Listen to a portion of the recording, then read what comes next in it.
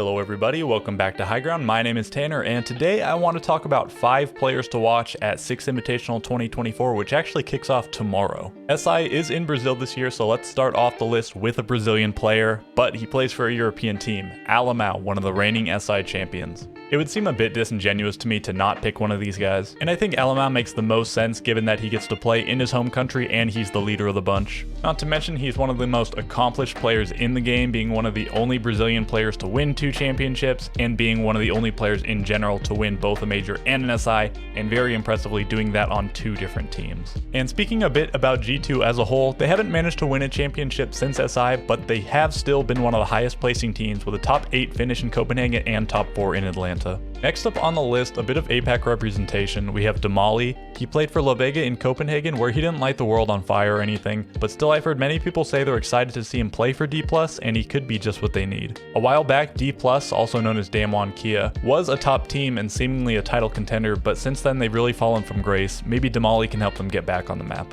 My next pick is Joystick, sort of representing Virtus Pro and the Empire Legacy as a whole. Since him and his team returned to pro play, people have been expecting big things from them. They have delivered within the Europe League, placing first in both stages last year, but they've fallen short in both majors, getting eliminated in the final round of Swiss each time. This is contrary to their historical reputation. They would usually be shaky in online play, but show up big at LAN events. Obviously, it's been the opposite for them recently. As for Joystick himself, he was once one of the scariest, best, and most renowned players in the game, but these days he struggles to find consistency. He was Virtus Pro's best player in Copenhagen, but he was by far their worst in Atlanta, a downtrend that would be catastrophic to continue. But if the team can shore up their play, nobody doubts that they could go deep this year. My penultimate pick is Ambi on the Sonics. I feel there are several American players who I could put here. Obviously Bolo, he had probably the most anticipated pro debut of all time, and his official return to pro play at SI is probably even more exciting. Yaga, who is returning to M80 after a season that was impressive for him as a player, but unsuccessful for the team he was playing on, Oxygen. And also Ashen, who already has a major top 8 on SSG under his belt, but it feels like there's still a lot of room to grow for him and the boys.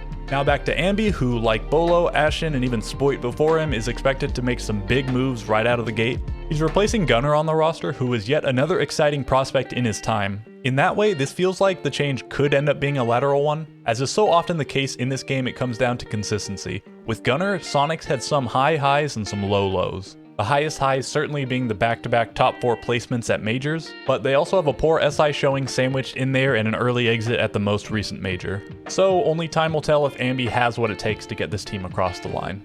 For my final pick, it wouldn't feel right for it to be anyone but Nesk. If there's one team the crowd in Sao Paulo will be rooting for, it'll be Liquid, and if there's one name they'll be screaming, it'll be Nesk.